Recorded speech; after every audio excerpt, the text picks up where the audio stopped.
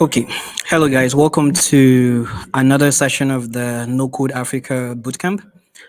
Today we are going to be having the second business development webinar, which is going to be on market research and team building. Just like our regular culture, we're going to give some time for other people to join up, and I'm going to use this time to reach out to members of our community to invite them to join the session. Let's use about 2 to 5 minutes to do that.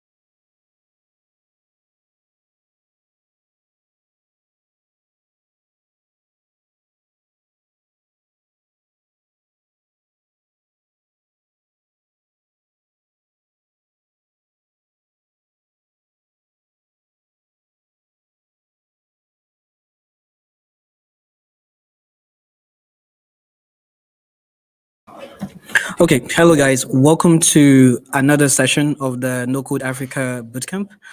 Today is day 10 of 30 of the bootcamp, and we're going to be having our second business development webinar. And in this particular session, we're going to be talking about market research and team building, which is one of the two most important things that you need to do while for you to be able to build your startup after you've gotten like a startup idea. In fact, understanding market research is even going to help you figure out the kind of business or the kind of startup that you want to build. Today in the studio, we have Alfred Lazarus. Alfred Lazarus is the founder of TechGene USA, and he's also an MBA student in the US. He's going to be handling the session. Alfred, it's really good to have you here. Thank you very much for joining us. Yeah, thank you so much, Dave. Yeah, guys, good morning, wherever you are, good evening, good afternoon. So, my name is Alfred Lazarus, and today we're actually going to take a whole lot of time to talk about market research because this is actually the first phase of what will help you to build better. So, so about the workshop, market research often seems like something that actually makes every one of us to experience that burnout. So within this workshop, we are actually going to take a very deep dive. We are going to do lots of practical in it because I don't like theory in real life and on screen. So who is Alfred? Sorry about this. Maybe the studio messed up my slides. So my name is Alfred Lazarus. I have 7 years of experience in digital marketing, and I've actually founded a book vendor which I was able to sell lots of books, and I've led why is my screen split, David? So I've actually led lot of brand department in marketing and tech startups. I've consulted for Lagos Business School, if you know of Lagos Business School. I founded TechGen in 2021, registered in Nigeria, and as an edtech company. This is why market research is actually extremely important. And we had to pivot TechGen in 2024 after registering it in US. Last year, I even to kickstart my e-commerce building process, which again I pivot because of market research. So we are actually going to have a lot of fun here. So what we are going to talk about today is about why market research, the benefit, because a whole lot of persons We only want to build startup. We run into startup. We have lots of crazy ideas. But the truth is, if you actually do not take enough time to understand the market, the demographics of the people you are targeting, you are building for failure. I'm sorry, but the truth is, it's better you actually face fast than for you not to fail at all. So we are going to talk about the benefits of market research. Why do we do it? Types of market research you have to engage. Designing your persona, because it's only in market research you are going to be able to design your company persona. The tools, we are going to use lots of tools to understand market research, and we are going to talk about team building, the hardest part of it all. Building a startup is one of a hell crazy lots of job because it has to do with managing other people, people you don't know, people you are not living with, people that are not biologically related to you. Yeah, I'm sorry about that. Maybe I should just split to show on a different screen. Yeah, I think let me see if I can show it on a different. I imported it to the webinar. Is it possible to share it from Google Slide? Yeah, that's what I want to do. Okay. Yeah. Okay. So while we're waiting for Alfred to, get the slide better, it's really good to have everybody here. I would like you to just let us know where you're connecting from. It's basically like our culture. Just let us know where you're connecting from, and I will just flash it on the screen. Yeah. So good to have you here, Isa. Adiku, good to have you here. Jesu Joba, good to have you here. Equere, good to have you here as well. Chidima is good to have you here. Um, okay, so uh, good to have you here too. I can't really pronounce your name. Okay, so all right, so Okay. we're going to have Yep. the session soon. Is it ready, sir? Yep. I'm bringing it up. Okay, Victoria, Yeah. good to have you here. Jonathan, good to have you here too. So you can just like let us know where you're connecting from, and of course, just try to share the links to other people because this is one of the most important sessions. Like I said before, when it comes to building a startup, yeah, because most persons begin building their startup without even conducting a market research, and just like Alfred said, if you don't do market research, you're definitely building to fail, and that's why we're having this session, not to teach you how to build to fail, but to teach you market research and team building. All right, guys, All right. Is over my to screen Alfred. okay now? Is my Yes, screen it's okay good. now? All right. It's good. Thank you. Okay. So the conversation around failure in startup, like David said, the conversation around failure in startup is actually different. It's better you actually fail because you had a good business idea that the market wants than for you to build an idea that the market does not want. So market research is actually the only thing and the only part of the startup building that will actually helps you to. If you fail like a professor with market research, but without market research, you feel like somebody that do not know anything. So on this conversation, I'm going to address everybody as a startup engineer because anybody that engage in understanding the psychology, the behavior, the buying journey, the user persona of whatever you are building for, you're actually an engineer. So, what's my name again? You already know my name is Alfred Lazarus. Run your book vendor. 7 years in digital marketing. Currently doing my MBA with focus again in marketing. Founded TechGen. Currently building an e-commerce system. So why do we do market research? Types of market research, the design personnel tools, team building, and the process. So this is a disclaimer, not that the content of the slide it's not professionally made. I spent lots of time, materials to actually pick everything together. So whatever I'm going to do today, it's actually the best from my perspective, even though it's not all because of time constraints. But the truth is, don't forget, this is a warning. This is not the best practice. So this workshop is actually designed to help individuals like you and I overcome market research and team building challenges. In any way, it does not represent the best practice in the field. So I'm not saying that because I've actually done this to you, be with you today, you should not explore other slides. Please do it. Okay, so we start. Before spending a dime on building anything, we are first going to learn how to assess the visibility and viability of a startup idea to see whether we should forge ahead with confidence, pivot, or go back to the drawing board altogether. This should always be the first step for every founder who is considering pursuing an idea. I actually would love to use David as a case study. So David built lots of products. You already know that.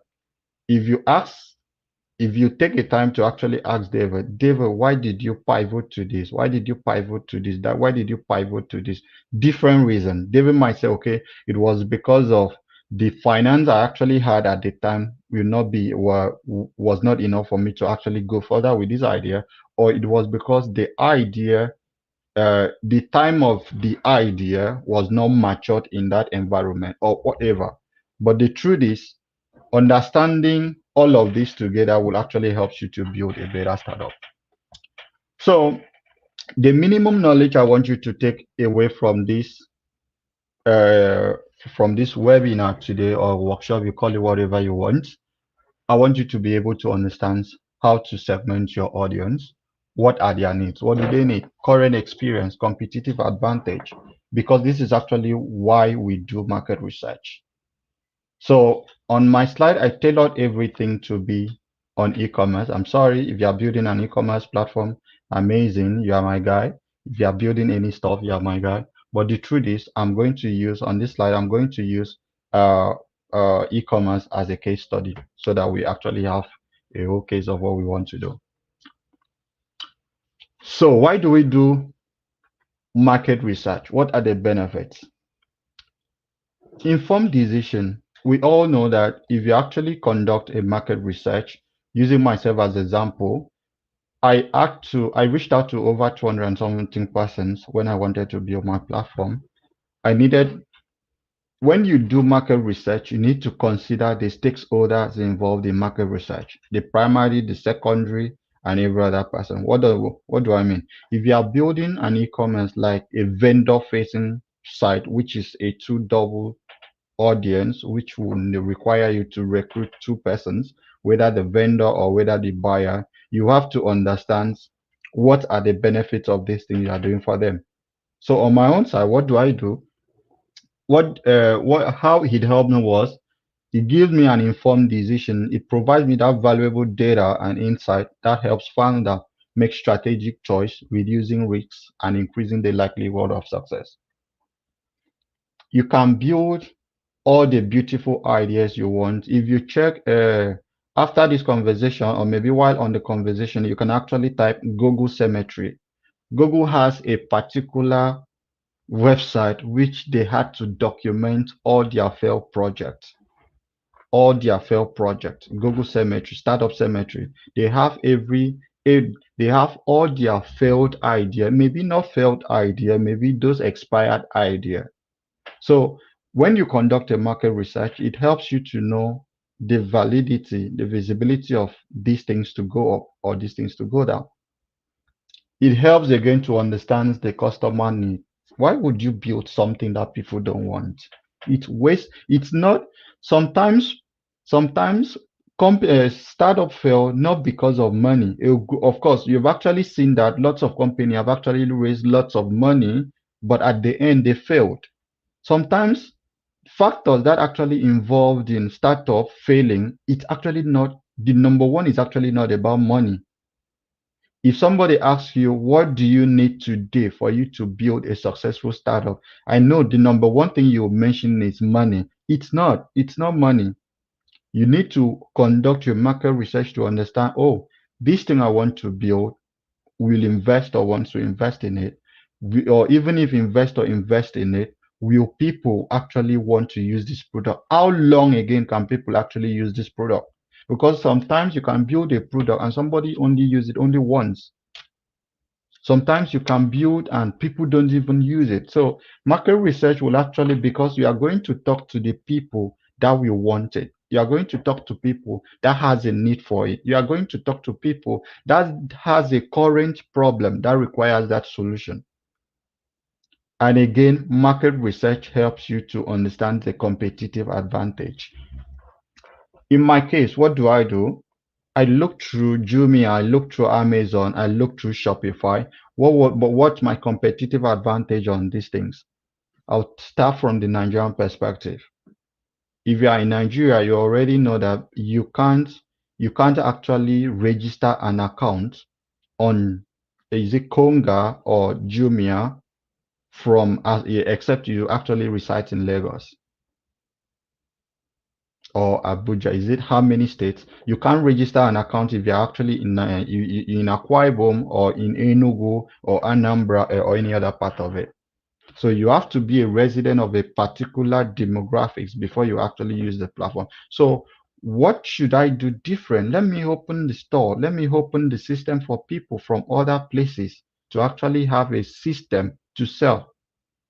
So it helps you to actually understand. So what can you do better than your competitor? Because you're actually going to a market, especially in a startup world that we almost have more than 1 million startup every day coming out. You have to find something unique that helps you to stay ahead of your competitor. So how do you do it? It's still through market research. You have to know each and every detail about your competitor through market research. Again, the final one being the product market fit. Like we talked about, sometimes it's not just about the customer again. Sometimes market research will actually help you not to understand that this is the only problem the customer are facing. When you are building a product, you are thinking about the customer, you are thinking about the demographics, you are thinking about so many things. You are thinking about the longevity of that product.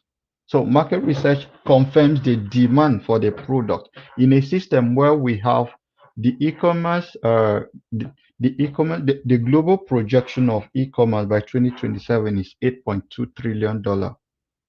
So what can you do better for you to outsmart an existing company like the Shopify guys or the Jumia or the Amazon?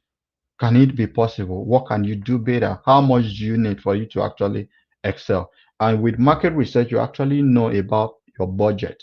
You know, okay, this is the amount of money we need for the dev team. This is the amount of money we need for this.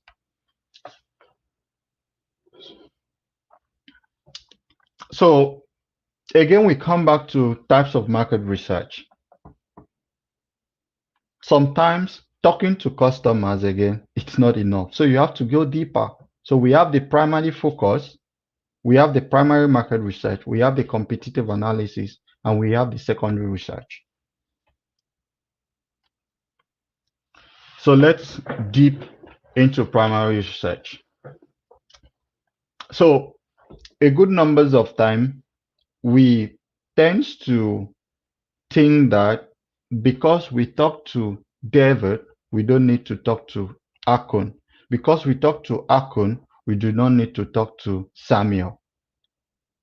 The truth is, for every product you build, there are different stakeholders. There are passive stakeholders, there are active stakeholders, there are semi-passive stakeholders, especially in the primary level. So how do you gather these people? So in my own case, what did I do? I told you already, I'm going to use my own case for you to actually relate to yourself. So I created a survey using Google Form and Typeform. And what happened? I gathered data because you need a whole amount of data. You don't need to talk to just 10 people and you'd say, okay, I have reached out to 10 persons. I know, okay, this is exactly what. No, you need to talk to as many people as possible because you need that quantity. You need that quantity because you are going to focus again. You need the quantity and you need the quality. And for you to have the kinds of data you want for your startup, you need to know exactly where to reach out to them. So how do you do it? You conduct a survey. You use Google Form, Qmetrics, you use lots of you use Google Form, Typeform, and Pollfitch. I'm going to share all of those tools after now, and we are going to see how they works. to gather quantitative data from a very large sample. Use and close-ended question, because what do you need at this point? You need a very massive amount of data. You are going to analyze them. So as a startup founder again, that brings me back to data. You have to be extremely conscious of data. A good numbers of us, we do not care about data. Data is the only thing that will help you to drive your decision faster and professionally.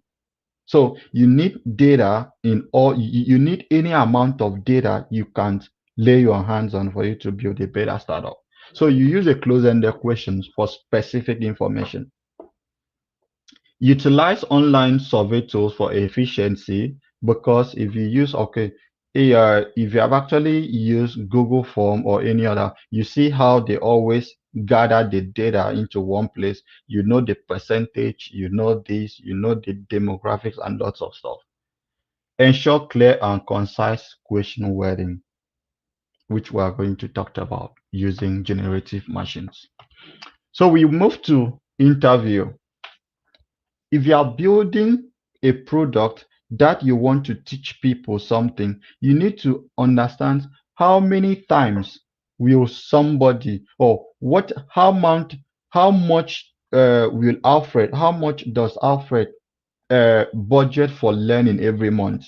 So will this thing you're actually doing, will it favor them? A good numbers of time we build some stuff just with the first survey, or just with the first tax one. No, you need to expand, because you need, while you gather this quantitative data, you need to gather the qualitative data, which will help you to analyze them together.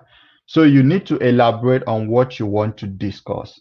If you have to interview somebody that's actually a vendor for 2 years and about you already, sometimes you don't know all the questions you want to ask them. But the truth is, you have to have this conversation. You have to interview them. What do they expect? What are their challenges? And you use focus group. There are lots of groups for vendor, for educationalists, for tailor, for carpenter. They have their focus group where you can actually meet them. You know their conversation. Go to Facebook, type carpenter group, you get to see them. Type startup group, you get to see them. Type digital marketing group, you get to see them. Type whatever, hair dryer, even hair salon, even barbers, they have groups on Facebook. Those are focus group. Why is it focused? Because it is specifically created for their purpose, and every conversation on that place relates to what they do. So when you go to that kind of a group, you have different lots of people that come from different demographics, different region, and different perspective. You ask your questions and they will definitely answer. So what do we now do? After you've actually done everything, what do you do now? You design a persona.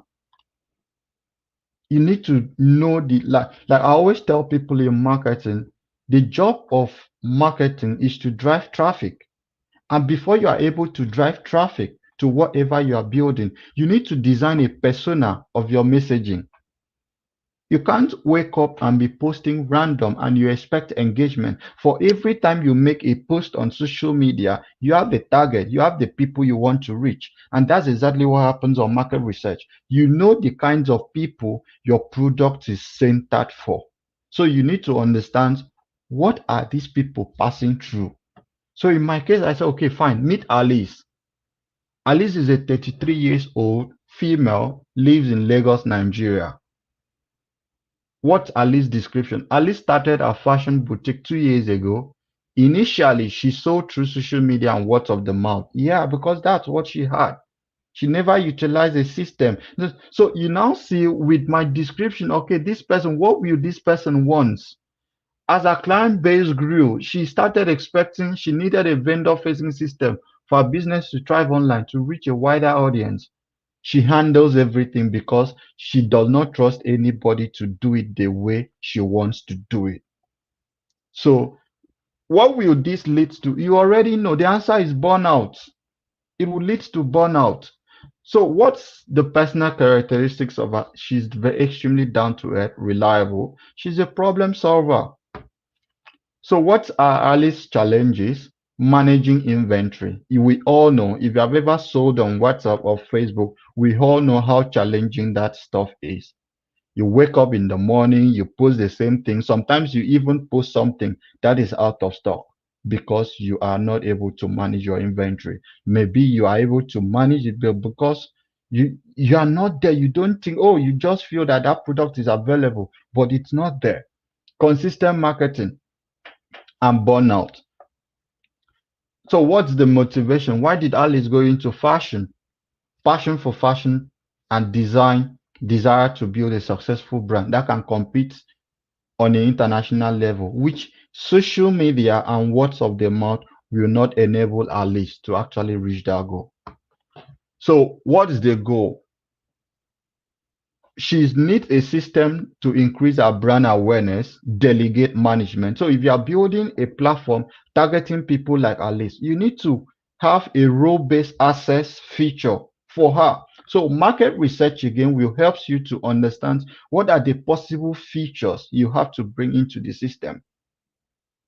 What do people want? What kind of feature would you, after you've actually conducted market research, what kind of feature will make people like Alice stay with you? If another system does not have a role-based access, that means that's an opportunity. That's your competitive advantage for you to have a role-based access for people like Alice, because that will make their life easier. That will make them to be able to delegate the task to Ayo. That will make Alice faster to actually delegate the task to Alfred. Why? Because Alice has already uploaded all the inventory. She knows how much the product worth. She lives in a location that actually permits her to use. So everything, streamline activities, increase sales, delegate management will actually help Alice. What are the tools? Productivity tools, role access system, revenue generation. What is the current system she's using? She's using WhatsApp, Facebook, Instagram, and word of the mouth. This is not enough. No matter how we want to fancy it, this is what not enough. If David or anybody wants to buy something, you definitely not go on Facebook to type live streaming system. You won't. You won't go and type African fashion design on Facebook or Instagram. You won't. You type on Google and maybe, or you go to a particular e-commerce system for you to actually search for these things. So who is Alice again? Alice is a decision maker. Maybe you just, yeah, because she's the owner of our boutique. So she's also a college grad, and currently she earns $40,000 every year. That is why she actually went into the business, to make more. She owns a fashion design and online boutique selling custom made dressing. So how will your platform help people like Alice? Don't forget, Alice is comfortable with social media, but learning the ropes of e-commerce tools. So how will your system help people like Alice? So we go again. David, we have David Carter. Please, for all the names I'm using, they are not real names. David is 38 years old. David lives in Abuja. David is a male. I am specific because I am sorry if your gender is not included here. Description. David recently left a stable career in banking after feeling burnout. We all know people that works in the bank. If you are here, I love you. David recently left a stable career because of burnout and unfulfilled. So what did he do? He decided to pursue his passion for technology by starting an online store specializing in selling streaming equipment. Using Nigeria as a demographics at the moment, at least if you have to use Google Trend to actually check this thing, the rate of people that actually Google streaming equipment, live streaming equipment has increased over the last 3 years in Nigeria. If you use Google Trend, which we are going to do. So although he has solid understanding of finance, because David worked in the bank, so he actually understands the finance and the business, but he's also new to e-commerce. So the system we are going to build, how is it going to help people like David? Characteristics. David is extremely good with quality customer service. But when you experience burnout, you won't be able to maintain that quality customer service, right? So for people like David, David needs a system that manages so many, at least 90% of whatever that was like manual, so that David keeps maintaining this quality customer service. David likes exploring gadgets. So what are the challenges? David is learning how to manage an online store, understanding the nuance of digital marketing. If you are selling, the reason why we have a system in place, it's not for people to keep doing these things. If I'm a digital marketer, I don't need to go and start learning how to write codes because I want to use my marketing skill to sell my codes. No, I should have a system that I now use my digital marketing to sell or to use it. Not for you to start learning a different thing just because you want to excel.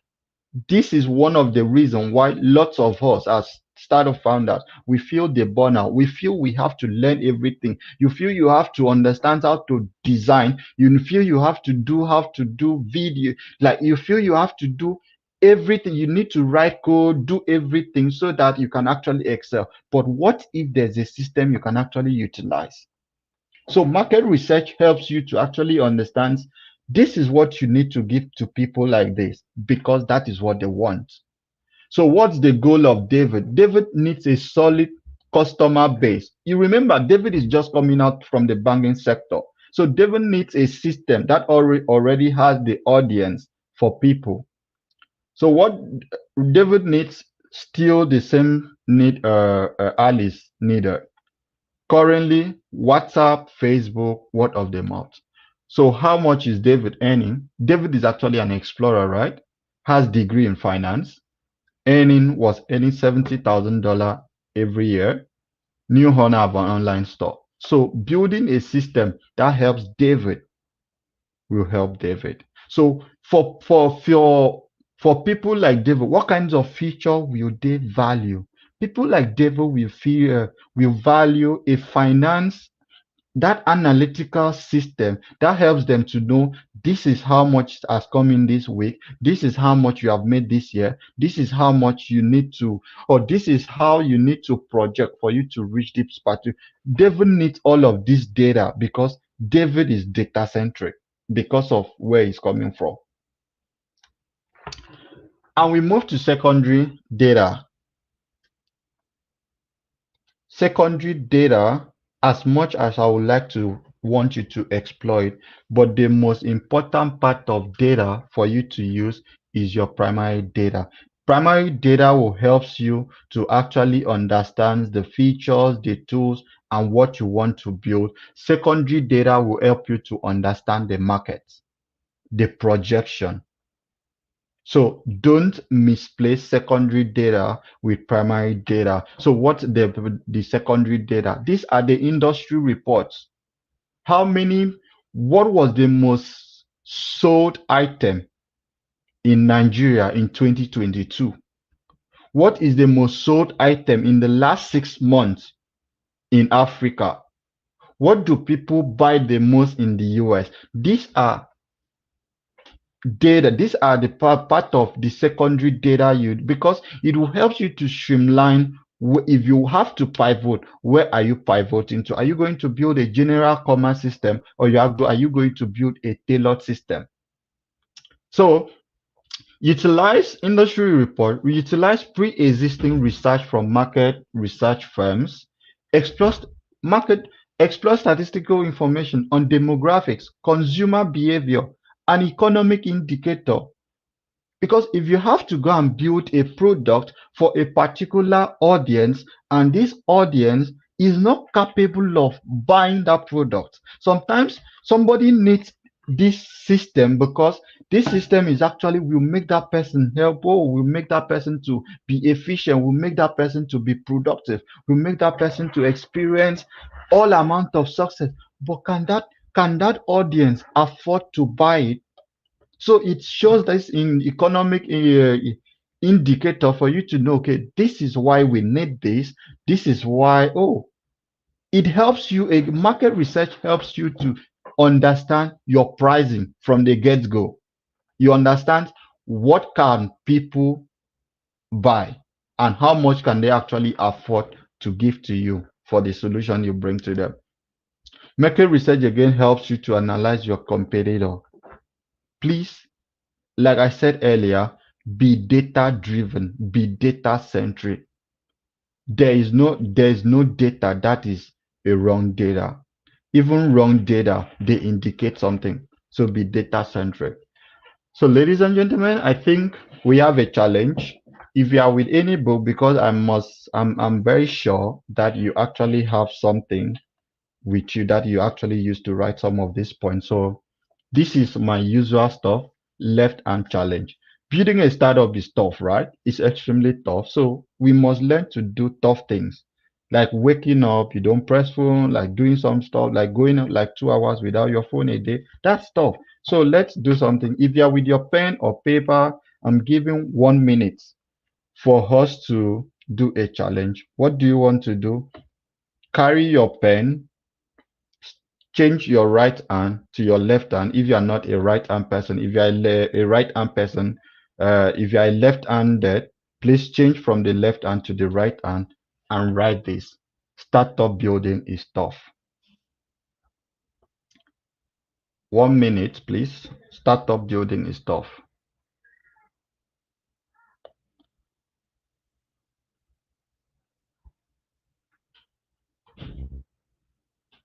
If you are done writing, let me know, please. Startup building is tough. 1 minute.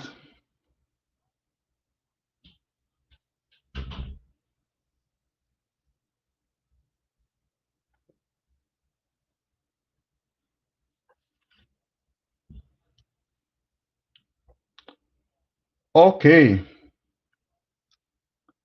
done. How did you feel? Please type on the comment section. How did you feel? Writing that, how did you feel? You did it. How did you feel?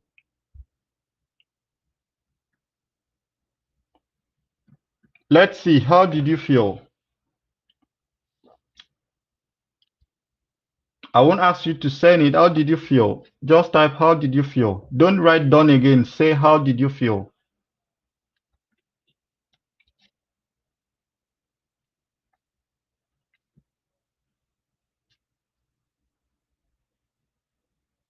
It's not difficult. The most difficult. I'm sure it is. I'm sure it is. I'm sure it is.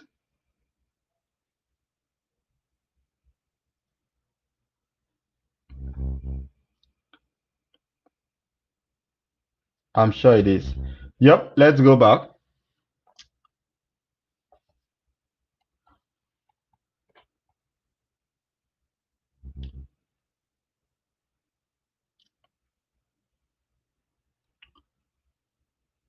Yeah, I'm sure it is. It's difficult. That's how life is. Life is very, very difficult. If you are building a product, life is difficult. So again, when you conduct a market research, you helps your marketing, like when you conduct a market research, you start developing your marketing messages right inside your head. You know the kind of messaging you have to give out. You know what works. You know the people you want to target. So you really have a message you want to give to them. It helps you again to plan for the resources, to allocate resources, support pricing strategy. Like I mentioned in economic advantage, it supports pricing strategies and revenue forecasting. It helps to validate the product you are building. Without marketing research, you can't validate the product you are building. It reduces development risks and failure. Good numbers of time, people build and fail because they didn't get to understand if there are people waiting to use that product. So you won't necessarily know all the questions you have to ask, right? You won't. So you have to be prepared. If you meet Dave and you want to talk about XYZ, Dave has a whole lot of conversation. Remember, we talked about interview. So when you actually see some of these things, you have to be prepared, and you have, just like you eventually pivot, right, in your startup building process. You again pivot in your questions, because when you start a conversation with Dave, and Dave actually come up with, okay, it gives you a new perspective. It gives you a new perspective. It changes the prospect of your startup ecosystem, because you now have more answers and everything you want. So we have market research, the data, the focus group. This is people analyzing the industry reports. So which tools do we use to, do we need to do this? So let's go practical.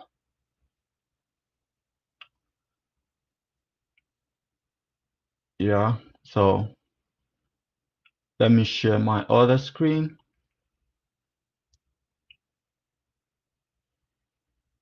Yeah.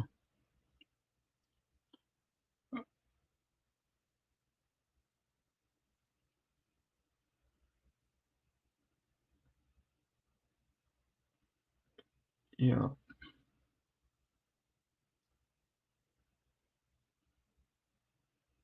So you can use this Askable. There are lots of tools. You can use Askable for you to run your, for you to, you actually pay. So if you are here again, you can actually sign up on Askable for you to be part of people that helps companies to conduct their market research.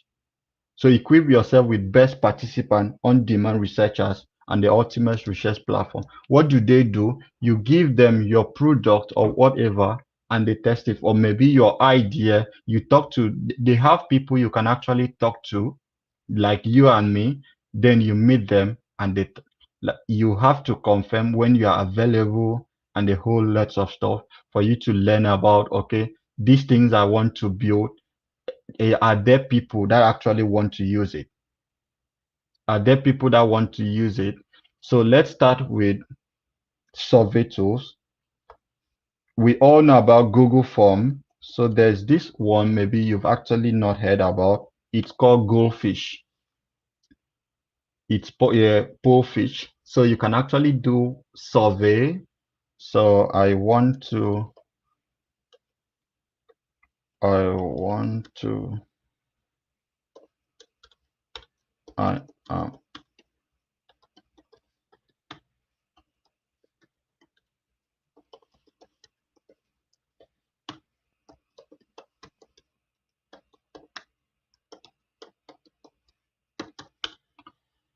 so let's go and register and see what works here. So you use this to actually create Alfred, that's my name. Get paid to take survey. Send a survey to my list. Okay, LinkedIn. I accept.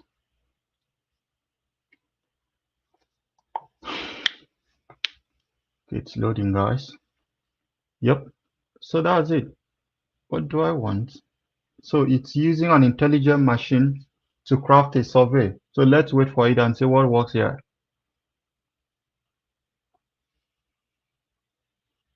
Okay, so you see, right? How often do you shop online for products or services? So you can actually edit this. So you can actually use this survey to do what you want.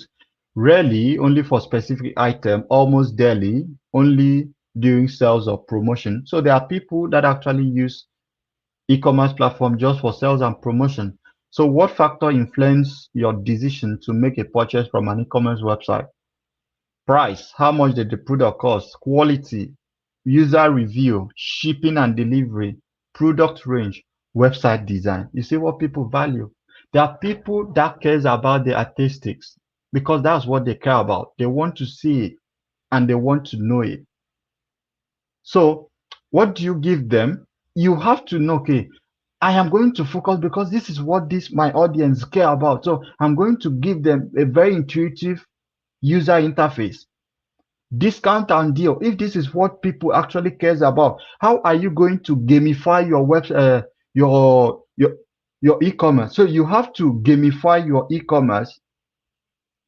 You have to gamify your e-commerce for people to actually want to use it. If you are building a product that people cares about discounts and deal, how are you going to gamify the product for people to actually be a consistent user? Payment options. How do people in your area cares about to shop?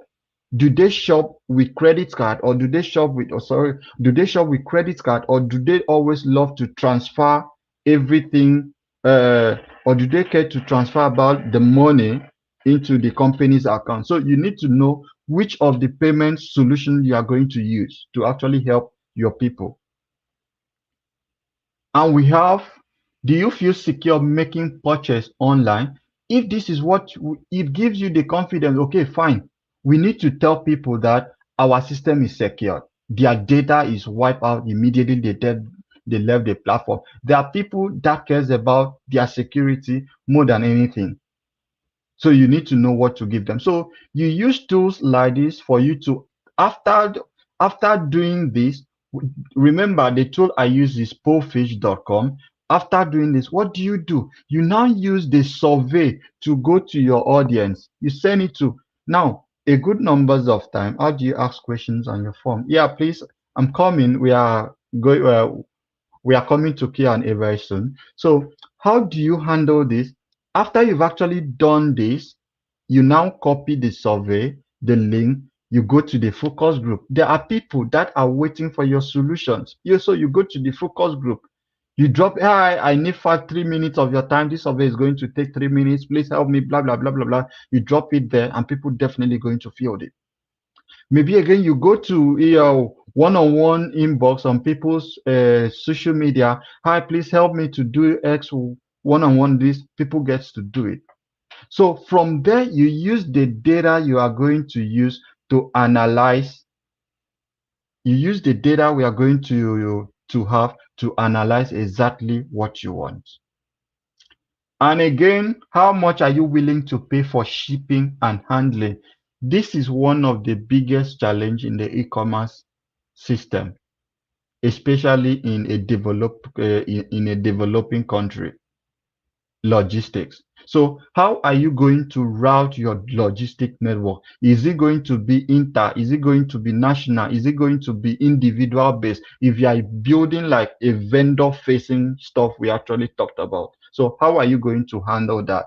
It gives you the energy, the time for you to actually think about some of these things. And you can use Google Form. We already know Google Form. You can use Typeform. You can use Pollfish. You use SurveyMonkey and Quiltrix. So another stuff again we have to do is the listening tools. Let me bring my screen again back to you. The listening tools.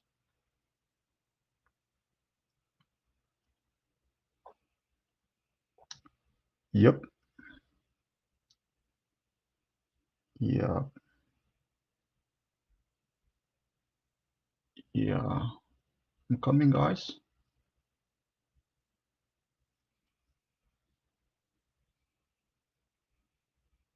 Nope. Sorry, please. Okay, which of my screens? Yeah.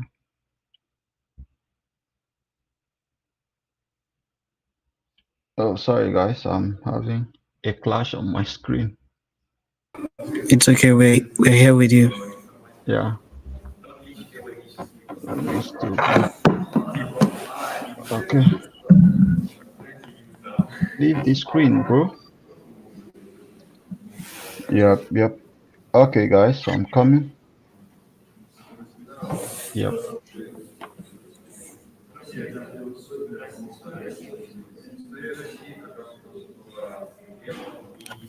Yeah.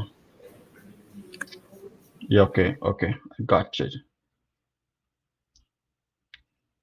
Gotcha.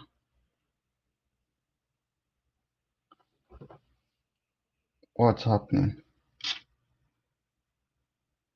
Why am I having clashes? Okay.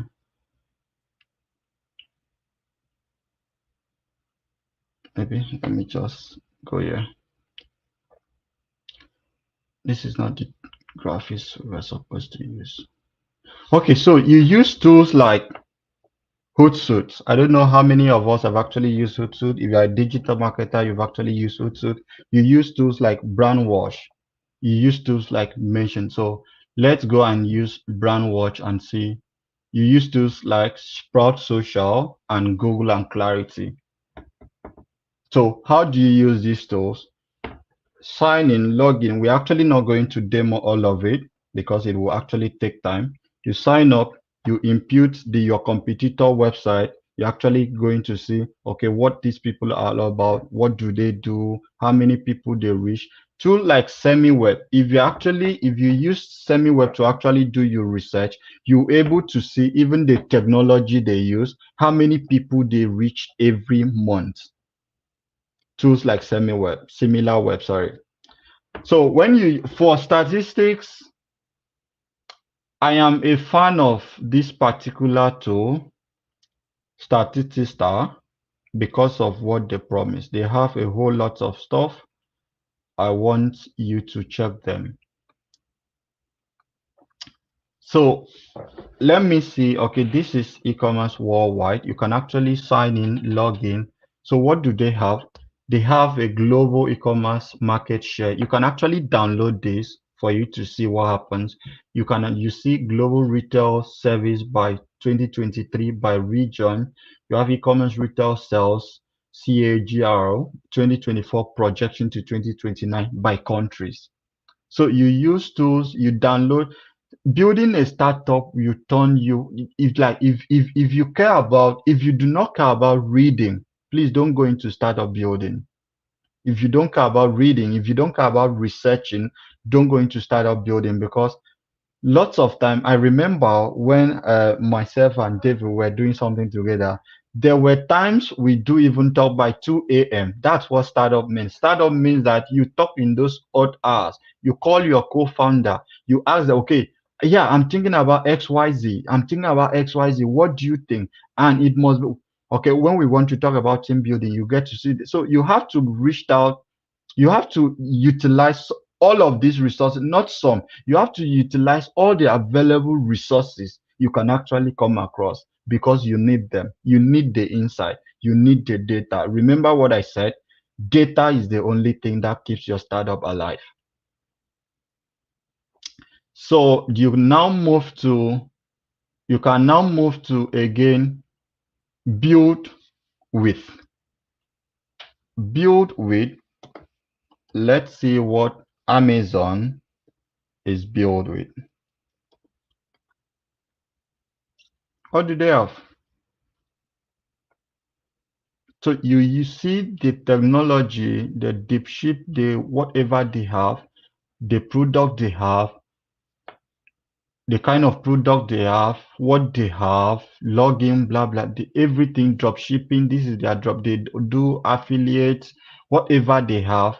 You need to know what your competitors are using for you to do better. So this is another one, Brandwatch. So you have to, let's see what happens here.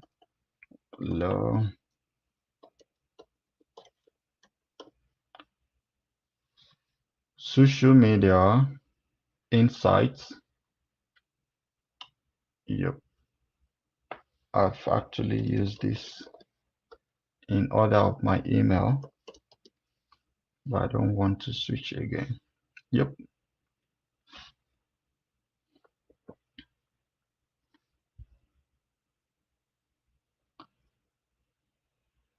Okay. So you use this to read lots of stuff you actually need on your domain, within your industry. Brandwatch, you type what is expected of this brand in 2020, this, what is these guys are doing in 2020, whatever you want to look for, because you want to build a better product than any other person. You want to understand why this company fell, why didn't they fail, what would they have done better for them to remain in the market. You need the data. You should be concerned about data. So you use ChatGPT. Please, if you are here and you are still not able to use ChatGPT, I am sorry. You need a whole lot of knowledge about ChatGPT, because for now, ChatGPT will not just ChatGPT. A generative agent will help you to actually understand so many things, because you do not have time. You do not have enough time for you to do so many research. So you have to use generative AI for you to craft your messaging. If you have actually after you've actually you've understood this is what this person is doing, you need to use generative AI to key into the value of the people you want to design the kind of messages you actually want. This is not the stuff I was supposed to use. So forgive my data. So analyze the data you've actually gathered. So we have 1,700 vendors, and we have 1,000 females and 700 male. They are into fashion, electronics, accessories, and medical. Sells wine too. So what kind of message what kind of stuff do these people care about? Market research is the only thing that will help you to understand this is what the people in the fashion cares about. This is how they want to utilize the platform. This is how people in the wine cares about. If somebody wants to sell wine on your platform, that means you are going to handle very lucrative logistic service. You have to be able to deliver without damaging your client's goods. But the problem we have in market research is that some persons, after even doing market research, they ignore some stuff. So the common market research mistakes: ignoring consumer feedback.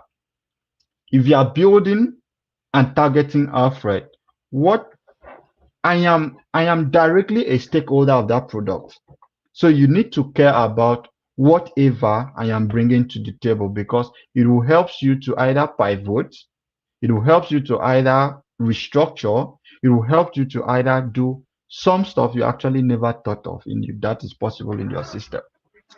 So relying solely on secondary data. You remember when I said that you don't have to rely solely on the secondary data, because secondary data will not help you to build a better startup. It is an added advantage for you to have secondary data, but if you depend solely on secondary data, it will not help you to build a better startup. So we have failing to analyze data effectively. Excuse, please.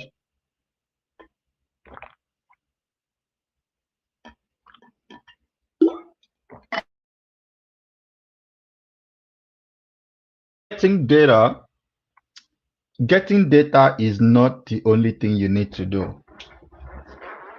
Taking data from people, collecting 10,000 data, taking 1 million data is not the only thing you need to do. You need to understand, how do you analyze this data effectively to make decisions? So you can still do, so you see the possibility of you still failing after market research. You can still fail after market research if you are not able to actually effectively, unbiasedly analyze the data you've actually gathered.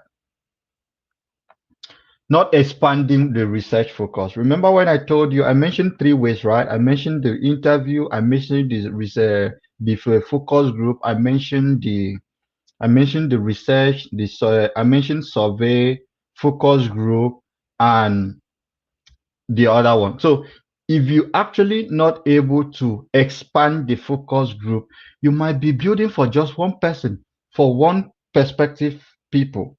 So you need to expand the focus group for you to be able to say, okay, somebody in Akwa Ibom, or somebody in the UK, or somebody in Nigeria, or somebody wherever. So you need to expand the focus group. You don't need to just contact people that do not have economic power. You need to also reach out. If the product you're actually building needs people, a larger numbers of people, you need to focus both on the economics, the economic advantage, and the economic disadvantage. Because sometimes the people at the economic disadvantage, they only need a system for them to be economic advantage, right?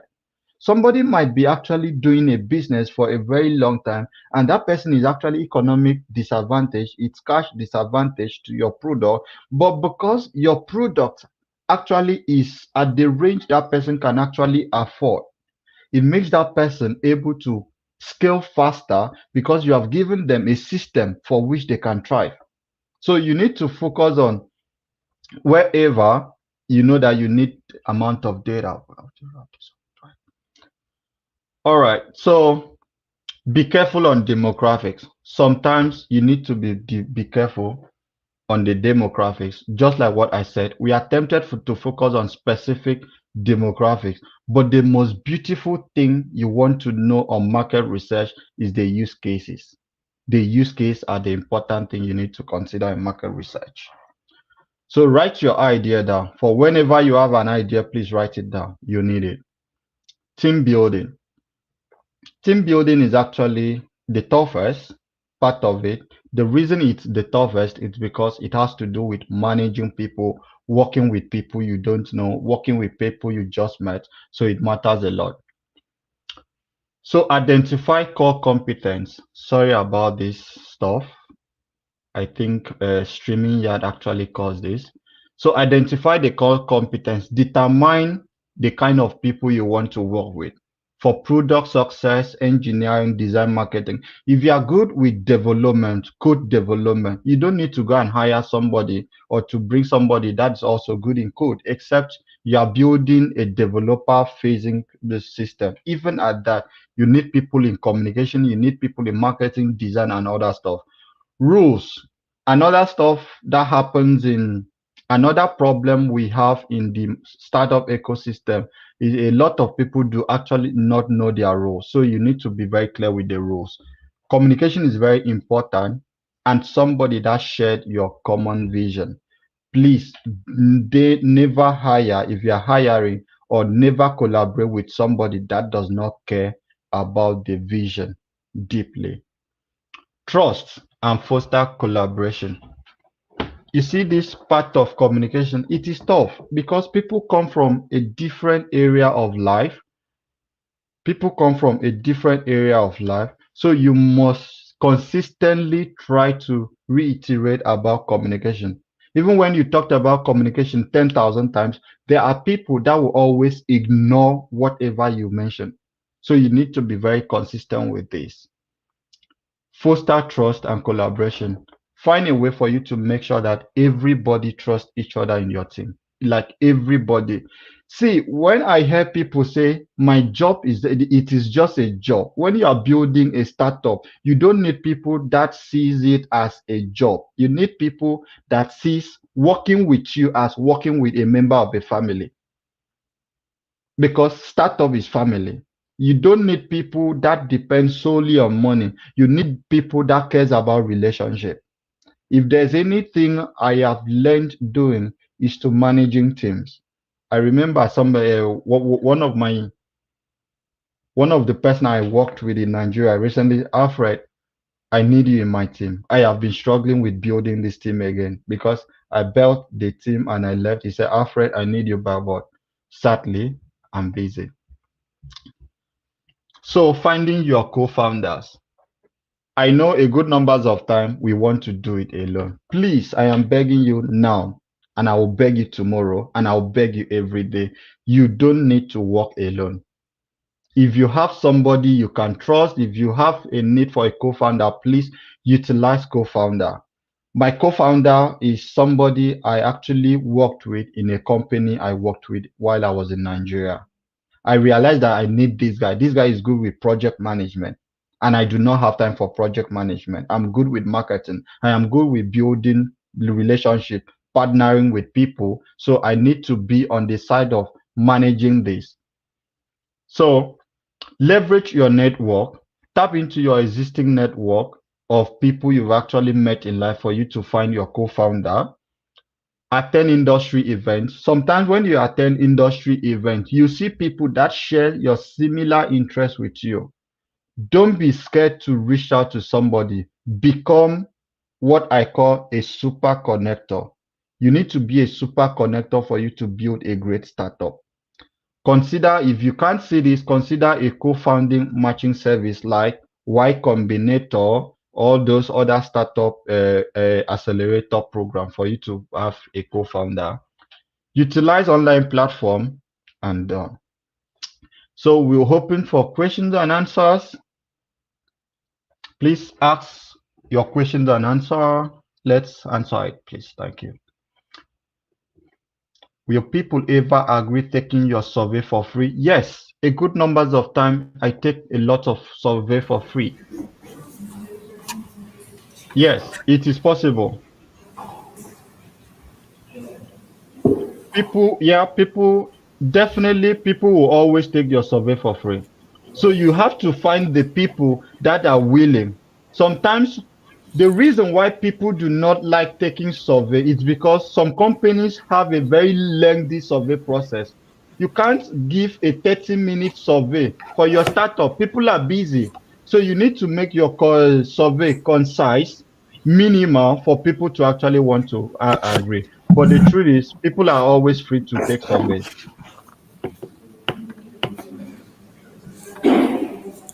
So, Alfred, there's So another how question here. Yeah. how do you ask your questions on your form or questionnaire to get the right response? Yeah, so I mentioned two kinds of questions. So you need to understand. So I mentioned two things. You need to understand the group you're actually, if you are going for a survey, if you are going for a quantity survey, you need to make it a close-ended. The reason you are making it a close-ended is because you need people to be fast with it. But if you are using a focus group, if you are using a focus group and the other form I mentioned, so you have to use an open-ended. If you are using a focus group and interview, like I mentioned, you have to make it an open-ended stuff. Let people express their feeling because you have time with them. These are the people that are directly in that industry at the moment. Survey will likely be people that just want to populate the data. That's why it's survey. They want to populate the data. That's why it's quantity. So you need to be very specific with the question. So on generative AI, we actually do not have enough time. You can actually type your kind of, I can, maybe I will send a guide today to actually send to the community how to use a prompt engineering for you to actually have some of these questions. On team building, team management is guiding and organizing a group to work together. Actually, Henry, thank you. How do you size the market? Thank you. So how do you size the market? So we have what we call TAM, we have SAM, we have whatever you want to mention. So this is how you size the market. I am still going to use an e-commerce platform as a case study. If you are residing in Abuja and you are building a market, the reason you size the market, it's number one, for you to determine the people you want to target. Number two, for investor purpose. That's why. So how do you size it?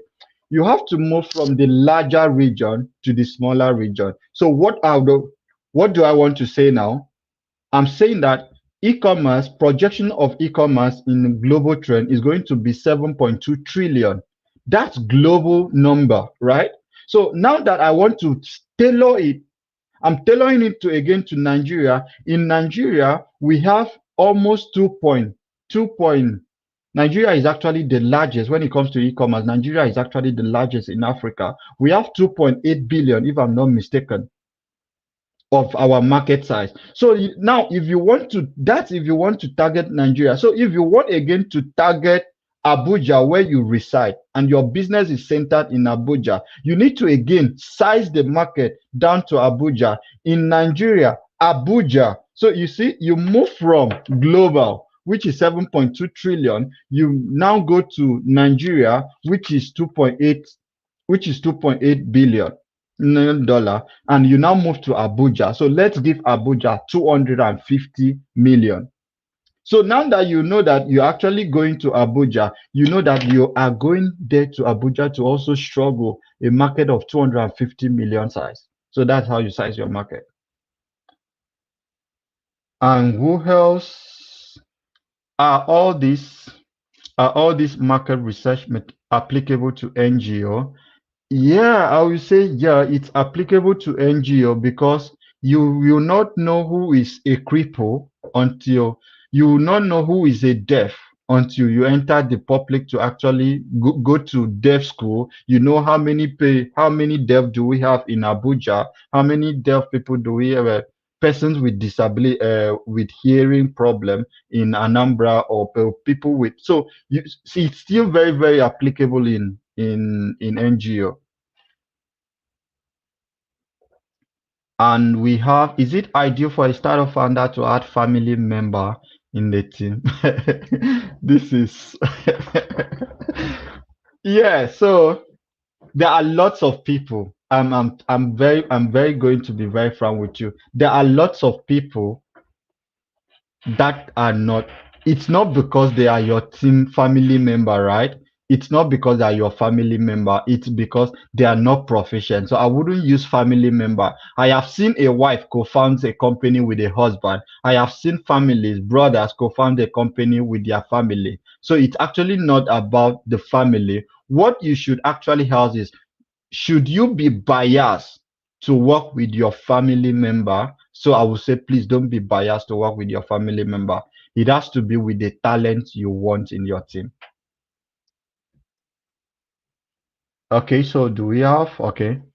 I think we have exhausted all the questions. If you have any other question, please, you can actually reach me on my name on all the platform is Alfred Lazarus. Is it right for a co-founder to Is it right for the founder to carry out the market research? Yes, sir. Yeah, please. For whatever you are doing as a startup owner, please, you can actually hire people to work directly with you during the market. This is the most important part of your startup, sir. This is the most important part of your startup. You are the only person that can actually see what happened. So the data you have from your market research will make you very passionate. So when you see some startup founders become extremely passionate about what they build, it is because of the data they have from the market. You know how frustrating for you to know that your market, say you are starting on the market size of 250 million people, but you are not able to build or go out. That's because you are not passionate about the data. So when you are involved with the market research, you become more passionate about the product. So please explain what you mean by focusing on economic advantage and disadvantage. So what I mean by economic advantage and disadvantage, it's people that are capable to purchase your products. So what happens on the startup ecosystem is that some people, I have to be very frank with you, people sometimes people can actually afford to use your product, but not immediately. People can afford to use your product, but not immediately. So what you have to do, you focus on the people that can actually afford to, if you have enough time. Market research is about having time. You focus on the people that can actually afford to use your product now, and you focus on the people again that can actually afford to use your product in future, because you still do need to do retargeting when you build. You need to do retargeting to actually get more people to your product. So the people that have money at the moment and the people that do not have money, but they have the tendency of using the product. That's what I meant. How do you balance competitive advantage when there are many players in the market? Don't care about the player, care about your effort. So many times we care about the player and we do ourselves the disservice of being afraid to enter the market. When you care about, okay, because there is an Amazon, you don't want to build an e-commerce system. Because there's Shopify, you don't want to build an e-commerce system. When do you know that there are lots of other persons that cannot afford this other service? So you need to focus on your market, the little market you want to cover for yourself. So you start small. You don't need to compete. You don't need to build all the features like Amazon, because you do not have the financial power like Amazon. You don't need to focus to build like Konga, because you do not have the money to compete with Konga. But the first thing you need to do on building your startup after you have done with your market research is to build your MVP. build your minimal viable product and go to the market. That's what matters.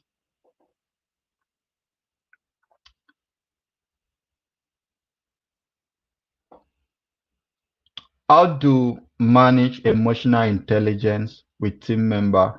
I'm sorry, because of time, we actually so managing emotional intelligence. It's core thing we have to actually, as a founder, you need to consider in building your team. It's a lot. When we want to talk about team building, it should not even be on the day of market. Market research is a very deep topic. So team building is a more deeper topic. Emotional intelligence is one of the key things, the number one thing that will help you to build a better team. My one of my mentee reached out to me. I gave them a task to actually work in a team, and she came back to me to say, "Alfred, people are not responding. I fixed the time for a meeting. People are not responding. Do you know?" I said, "Okay, when did you post it?" She said, I fixed a meeting for this time and people did not respond. I have messaged like 4 times on the group and people did not research. I didn't tell her to go and pray or do anything. The only thing I did, I told her to, I wish I could actually bring the screenshot here. The only thing I told her to do was go back again to the group as we are chatting, ask on the team, please, when are you going to be chance to attend the meeting?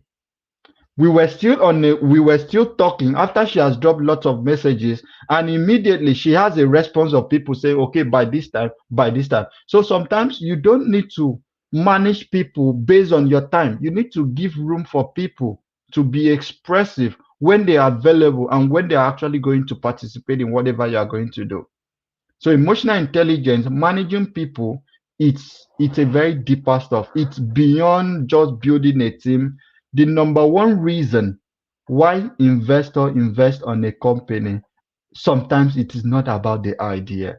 David have maybe David have already told you this. Sometimes investors don't invest on a product because of the idea. Sometimes investors invest in a product because of the team members, the quality of the team members. How productive are they? Why do they even want to do this? What are their track record for them to be able to pull this kind of product out? So you need to be very consistent with the team you are building.